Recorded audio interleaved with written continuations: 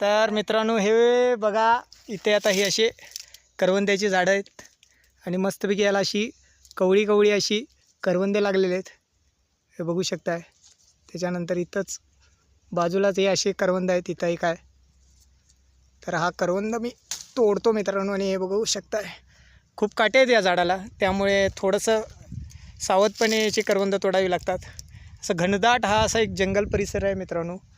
आणि या जंगलामध्ये सफारी करताना आणि या जंगलामध्ये भटकंती करताना अतिशय असं मन असं प्रसन्न आहे की खूप दिवसांनी असं निसर्गमय वातावरणात आल्यामुळे पण खूपच. आणि ह्या गोष्टीला एक्सप्लोअर करत राहणं खूप गरजेचं आहे. आणि मी माझ्या येणाऱ्या प्रत्येक व्हिडिओमध्ये अशा ज्या निसर्गमय ज्या अशा गोष्टी आहेत आणि अशा रम्य गोष्टी आहेत त्या तुमच्यासाठी एक्सप्लोअर करत राहीन मित्रांनो.